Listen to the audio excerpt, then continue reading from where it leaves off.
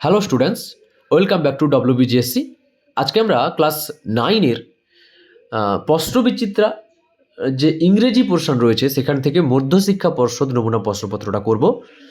আমরা প্রথম প্যাসেজটা আমরা পড়িয়ে দিচ্ছি। প্যাসেজটা তোমাদের দ্য শিপর্যাক্ট সেইলর এইখান থেকে দিয়েছে।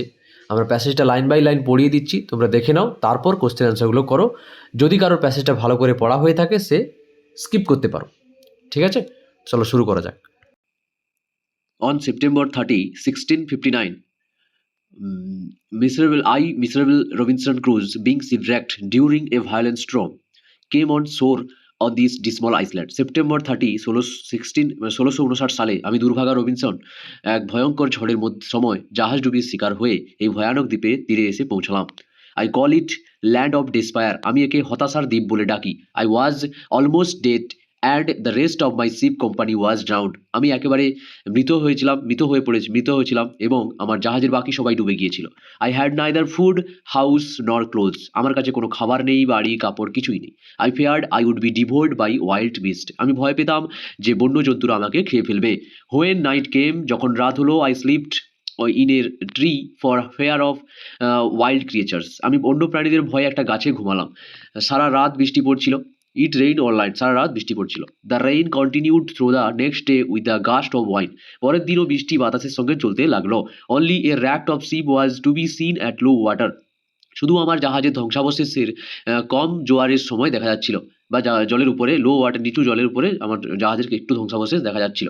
I swam to the wreck. আমি ওই ধ্বংসাবশেষের দিকে সাঁতর দিয়ে গেলাম। To rescue and secure my survival, some food and other প্রভিনশনস।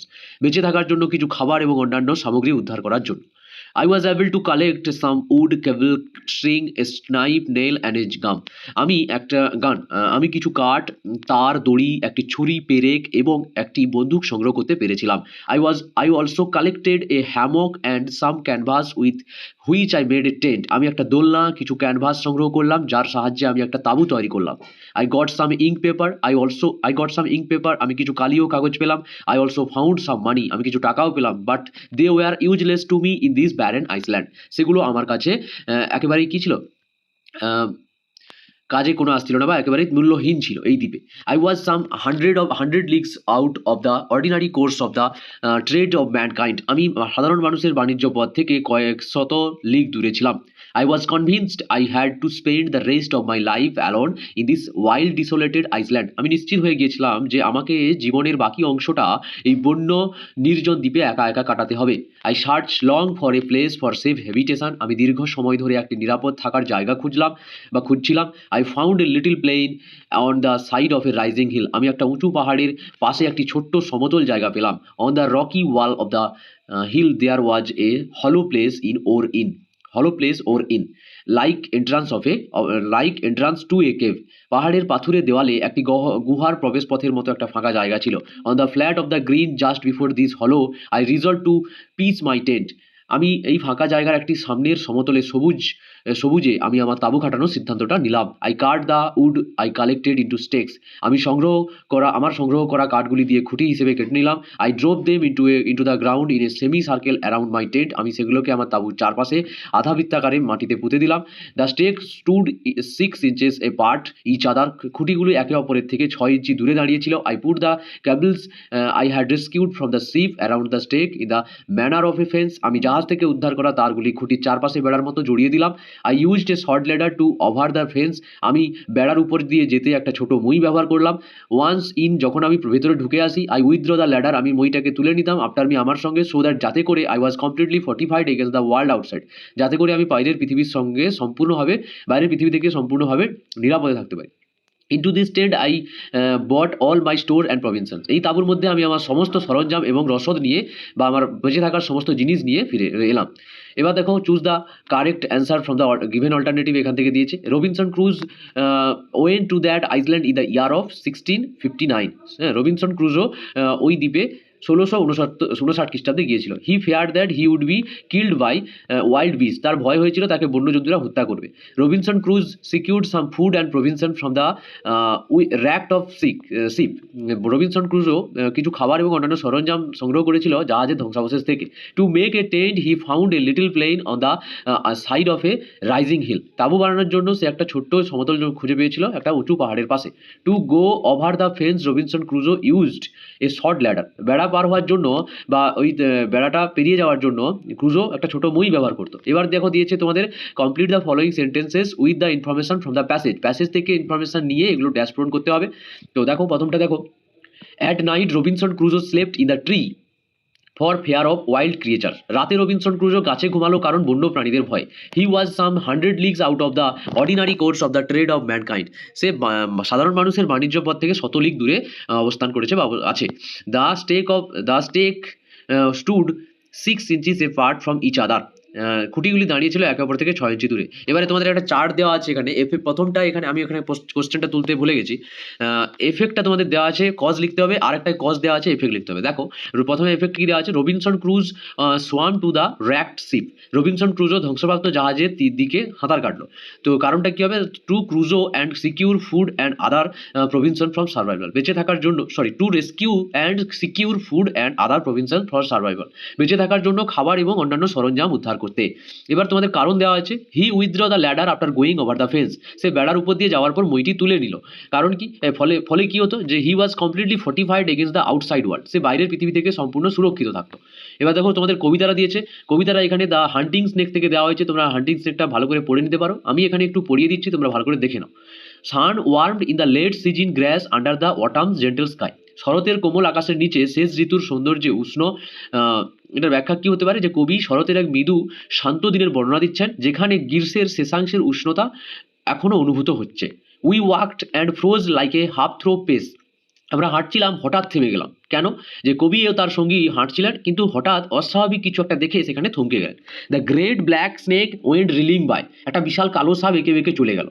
কি হয়েছে, যে একটা বড় কালো সাপ তাদের সামনে দিয়ে এঁকে বেঁকে চলে যাচ্ছিল, যা দেখে তারা থমকে যেতে বাধ্য হয়েছিল, বা যা তাদেরকে থমকে দিতে বাধ্য করেছিল। তারপর দেখো, head down tongue flickering on the trail, মাথা নিচু করে জিভ দ্রুত নড়াচড়া করছিল তার পথে। এবার এটা কীভাবে হতে পারে, যে সাপটা তার পথে যখন যাচ্ছিল সে মাথা নিচু করে যাচ্ছিল এবং কি তার জিভটা আশেপাশের পরিবেশকে অনুভব করার জন্য বারবার বের করছিল আর ঢোকাচ্ছিল। ঠিক আছে, তারপর দেখো, হি কোয়েস্টেড থ্রু দ্য পার্টিং গ্রাস, সে আলাদা হওয়া ঘাসের মধ্য দিয়ে যাচ্ছিল। ব্যাখ্যা, সাপটি ঘাসের মধ্য দিয়ে শিকার অনুসন্ধান করছিল। Sun glazed his guard of diamond scales, ঠিক আছে। কি হয়েছে এটা, যে আগেরটা কি হলো, যে সে আলাদা একাই ঘাসের মধ্যে দিয়ে যাচ্ছিল, সাপটি ঘাসের মধ্যে দিয়ে কিসের জন্য যাচ্ছিল, শিকার অনুসন্ধান করার জন্য। এবার দেখো, sun glazed his guard of diamond scale, সূর্য তার হীরার মতো আঁশের উপর লেগে আলো ফেলছিল। এটা কি হয়েছে, যে সাপের যে গায়ের আঁশগুলো আছে সেগুলো রোদে চকচক করছিল, যা হীরার মতন উজ্জ্বল মনে হচ্ছিল। And we lost breath to see him pass, আমরা তাকে যেতে দেখে শ্বাস ধরেছিলাম। এর ব্যাখ্যাটা কি হতে পারে, যে সাপটির ভয়ঙ্কর উপস্থিতি দেখে এতটাই বিস্মিত হয়েছিলাম যে তার শ্বাস বন্ধ হয়ে এসেছিল। What track he followed what small food, সে কোন পথে যাচ্ছিল, কোনো ছোট শিকারকে অনুসরণ করছিল। তারা ভাবছিল যে সাপটি কি একটা খুঁজছিল এবং কোনো ছোট প্রাণী হয়তো তার শিকার হতে চলেছিল। Fled living from his fierce intent, তার ভয়ানক মনোভাব থেকে জীবন্ত শিকার পালিয়ে গিয়েছিল। যে তারা মনে করছিল কি সাপটির হিংস্র লক্ষ্য থেকে শিকার পালানোর চেষ্টা করছিল। We scarcely thought still as we stood, আমরা তা খুব একটা ভাবলাম না, নিস্তব্ধ হয়ে দাঁড়িয়ে রইলাম। তারা কি করেছিল, যে এতটাই বিস্মিত হয়েছিল যে শিকার অথবা সাপের যাত্রা নিয়ে ভাবার কোনো কারণ বা ভাবার সেখানে কোনো জায়গা ছিল না। চুপচাপ সেখানে দাঁড়িয়ে তারা কি সাপটাকে যেতে দেখেছিল। Our eyes went with him as he went, সে যেদিকে যাচ্ছিল আমাদের চোখও তার সঙ্গে সঙ্গে যাচ্ছিল। যে তারা সাপটিকে দাঁড়িয়ে দাঁড়িয়ে কী করছিল, দেখছিল, এবং সাপটা যতদূর পর্যন্ত এঁকে বেঁকে যাচ্ছিল ততদূর পর্যন্ত তাদের দৃষ্টিও তার সঙ্গে যাচ্ছিল। কোল্ড ডার্ক অ্যান্ড স্প্লেন্ডিড হি ওয়াজ গন, সে ছিল শীতল, অন্ধকার এবং মন্ত্রমুগ্ধ মতো। হ্যাঁ, এটি বলেছে কি মানিত্য। তারপর চলে গেল। কি সাপটি শীতল ছিল এবং কি অন্ধকার এবং ভয়ঙ্কর তার মহিমা ছিল, এবং একসময় সে ঘাসের মধ্যে অদৃশ্য হয়ে গেল। Into the grass that his prey, ঘাসের মধ্যে সে তার শিকারকে আড়াল করলো। সাপটা কি করলো, যে সাপটা ঘাসের মধ্যে ঢুকে তার শিকারকে ধরার জন্য আড়াল করলো। We took a deeper breath of the day, আমরা দিনের একটা গভীর নিঃশ্বাস নিলাম। সাপটি অদৃশ্য হওয়ার পর তারা কি করেছিল, একটা গভীর শ্বাস নিল, যেন একটা চাপা উত্তেজনা থেকে মুক্তি পেল। লুক অ্যাট ইচ আদার, পরস্পরের দিকে তাকালো অ্যান্ড ওয়েন্ট অন, আবার চলা শুরু করলো। তো তারা একে অপরের দিকে তাকিয়েছিল, বোঝাপড়া করে নিল এবং নিজেদের স্বাভাবিক অবস্থায় ফিরে আবার চলাচল শুরু করলো। এবার দেখো কবিতাটা যদি এক লাইনে বলা যায় কি হবে, যে সারাংশটা কি হতে পারে, যে এই কবিতার মাধ্যমে একটা শরতের দিনে সাপের উপস্থিতির গল্প বলা হয়েছে। কবি এবং তার সঙ্গী হাঁটছিলেন, কিন্তু সাপের দেখা পেয়ে হঠাৎ থমকে দাঁড়ান। সাপটি তার পথ ধরে শিকার অনুসন্ধান করতে করতে চলে যায় এবং তাদের দৃষ্টি সাপটির সাথে সাথে এগোয়। সাপটি চলে যাওয়ার পর তারা গভীর শ্বাস নেয় এবং পুনরায় তাদের যাত্রা শুরু করে। এবার দেখো আমরা প্রশ্ন উত্তরে যাব। প্রথমেই বলেছে choose the correct answer from the alternatives. ঠিক আছে, যে প্রথম কোশ্চেন কি বলেছে, the poet and her companion were walking under the gentle sky. যে কবি এবং তার কম্পেনিয়ন মানে সাথী কোন ঋতুর নরম আকাশের নিচ দিয়ে হাঁটছিলেন, এখানে অটাম হবে ঋতুটা। তারপর দেখো the colour of the snake was black, সাপের রংটা কি ছিল, কালো। The snake moved through the grass, সাপটা ঘাসের মধ্য দিয়ে যাচ্ছিল। In the Sunlight the skull of the snake glazed like diamond, সাপের আঁশ সূর্যের আলোয় হীরার মতন চকচক করছিল। এবার দেখো কোশ্চেন আনসার দিয়েছে, why did the poet and the her companion lose their breath, কবি এবং তার সঙ্গী কেন শ্বাস হারিয়ে ফেলেছিলেন। অ্যান্সারটা দেখো, the poet and her companion lost their breath because they were mesmerised and terrified by the sudden appearance and the grandeur of the large black snake passing by them, যে তারা বড় কালো সাপটির আকস্মিক উপস্থিতি এবং ভয়ানক মহিমা দেখে বিস্মিত ও ভীত হয়ে শ্বাস হারিয়ে ফেলেছিল। এবার দেখো, what did the poet scarcely think, the poet scarcely thought about what track the snake followed or what small prey the snake was hunting because they were too captivated by watching the snake movement. যে কবি কি নিয়ে এতটা ভাবেননি, যে কবি সাপটিকে কোন পথে চলে যাচ্ছিল বা সেটা ছোট শিকার খুঁজছিল তা নিয়ে অতটা ভাবেননি, কারণ তারা সাপের চলাফেরা দেখে একেবারে মন্ত্রমুগ্ধ হয়ে গিয়েছিল। এবার দেখো আনসিনটা দিয়েছে এখানে, আনসিনটা আমরা পড়িয়ে দিচ্ছি, তোমরা দেখে নাও ভালো করে। IRNSS 1E, the fifth satellite of Indian Regional Navigation Satellite System, IRNSS 1E, will be launched on board the Polar Satellite Launch Vehicle PSLV C31 from the spaceport of Sriharikota on January 20। এইরকম একটা unseen আমরা question ব্যাংকেও করেছি, তোমরা সেখান থেকে যদি কেউ পড়ে থাকো ভালো করে দেখতে পাবে, যে IRNSS 1E ভারতীয় আঞ্চলিক নেভিগেশন স্যাটেলাইট সিস্টেমের পঞ্চম স্যাটেলাইট 20 জানুয়ারি শ্রীহরিকোটা মহাকাশ কেন্দ্র থেকে polar satellite launch vehicle PSLV বোর্ডে উৎক্ষেপণ করা হবে। IRNSS 1E is scheduled for launch at 9:30 AM। IRNSS সকাল 9:30টায় লঞ্চ করার টাইমটা ফিক্সড করা হয়েছে from the second launch pad at the Satish Dhawan space centre at শ্রীহরিকোটার সতীশ ধাওয়ান স্পেস সেন্টারের থেকে অ্যাবাউট 100 কিমি ফ্রম চেন্নাই, যেটা চেন্নাই থেকে প্রায় 100 কিলোমিটার দূরে। City headquartered Indian space research organisation said today, Chennai ভিত্তিক ভারতীয় মহাকাশ গবেষণা কেন্দ্র বা মহাকাশ গবেষণা সংস্থা আজ এই কথা জানিয়েছে। স্টেটিং দ্যাট জানিয়েছে যে IRNSS 1E carries 2 types of payloads, navigation and ranging payloads. তারা কি জানিয়েছে, যে নেভিগেশন দুটি পেলোড বহন করবে। ঠিক আছে, তারপর দেখো ISRO বা ISRO said navigation payloads will transmit navigation service signal to the users and will be operating in L5 band and S5 band. Navigation payload ব্যবহারকারীদের নেভিগেশন পরিষেবা সংকেত পাঠাবে এবং এটি L5 ব্যান্ড এবং S ব্যান্ডে কাজ করবে। The ranging payloads consist of the C band transporter which facilitate accurate determination of the range of the satellite. Ranging পেলোডে একটি C ব্যান্ড ট্রান্সপোর্টার রয়েছে যা স্যাটেলাইটের সঠিক রেঞ্জ নির্ধারণে সহায়তা করবে। It said adding that IRNSS 1E also carries corner cube retro reflector for the laser ranging. এছাড়া IRNSS 1E লেজার রেঞ্জিংয়ের জন্য কর্নার কিউব রেট্রো রিফ্লেক্টর বহন করছে। A highly accurate rubidium atomic clock is part of the navigation payload of the satellite. একটি অত্যন্ত নির্ভুল rubidium পারমাণবিক ঘড়ি স্যাটেলাইটের নেভিগেশন পেলোডের অংশ। IRNSS 1E is fifth navigation satellite of the 7 satellite constituting the IRNSS space segment and has lift of mass of 425 kg. IRNSS 1E হলো 7টি স্যাটেলাইটের মধ্যে পঞ্চম নেভিগেশন স্যাটেলাইট যা IRNSS মহাকাশ বিভাগের অংশ এবং এর লিফট অফ ভর 1425 KG. Its configuration is similar to that of its predecessor IRNSS 1A 1B 1C and 1D এর কনফিগারেশন পূর্ববর্তী IRNSS 1A 1B 1C এবং 1D এর মতোই। ISRO satellite centre director M Annadurai had earlier said all 7 satellites of IRNSS are expected to be in the orbit by March 2016. ISRO satellite সেন্টারের পরিচালক M Annadurai আগে বলেছিলেন যে IRNSS এর 7টি স্যাটেলাইট মার্চ 2016-র মধ্যে কক্ষপথে অবস্থান করবে। এবার আমরা প্রশ্ন উত্তরে যাচ্ছি। IRNSS 1E will be launched on January 20। IRNSS 1E উৎক্ষেপণ করা হবে 20 জানুয়ারি। IRNSS 1E is scheduled for launched at 9:30 AM 9:31 AM 9:31 Satish Dhawan space centre is at Sriharikota. Satish Dhawan space centre কোথায় অবস্থিত? শ্রীহরিকোটায়। IRNSS 1E is satellite of 5th navigation. IRNSS 1E has lift off mass of 1425 1425 kg. তারপর দেখো the number of satellite which are expected two B in the orbit by March 16 is 7। 2016 সালের মধ্যে কক্ষপথে 7টা satellite থাকবে বলে আশা করা যাচ্ছে। এবার ট্রু ফলস তোমাদের দিয়েছে।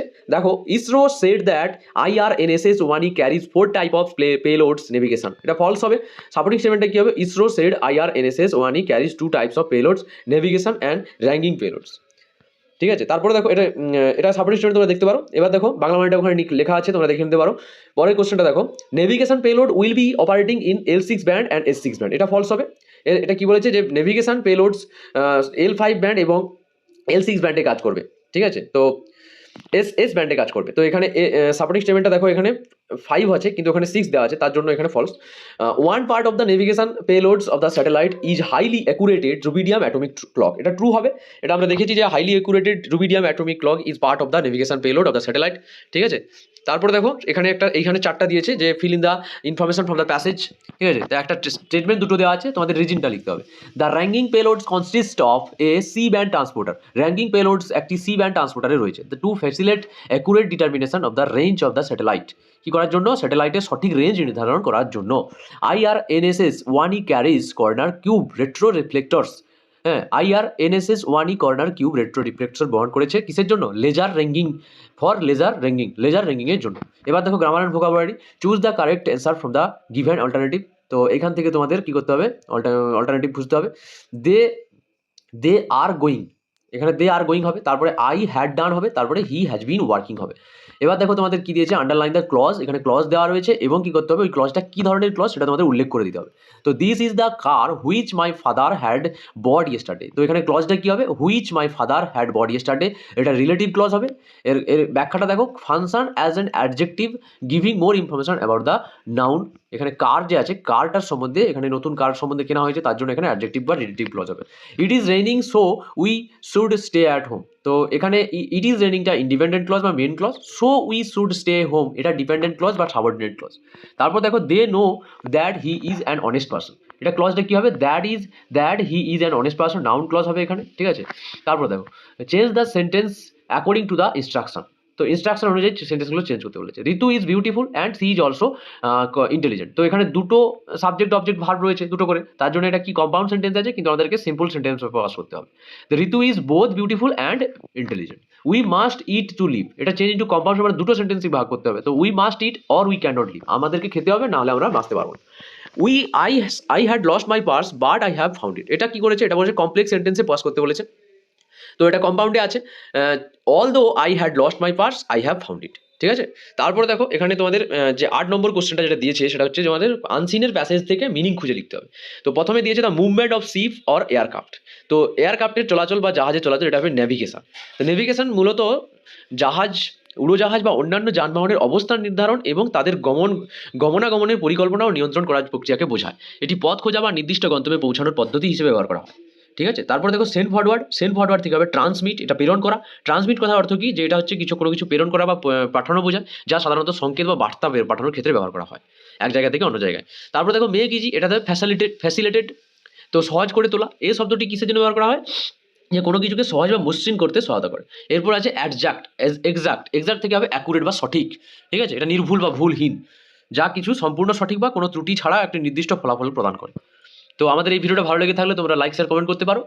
আর পরের ভিডিওগুলো পাওয়ার জন্য আমাদের চ্যানেলটা সাবস্ক্রাইব করে রাখো। আমরা আজ থেকে পরপর প্রশ্নবিচিত্রা যে আমাদের আছে সেখান থেকে আমরা পরপর স্কুলগুলো করবো। এটা তোমাদের মধ্যশিক্ষা পর্ষদের আমরা শেষ করলাম। তো দেখা হচ্ছে পরের ভিডিওতে। Thank you.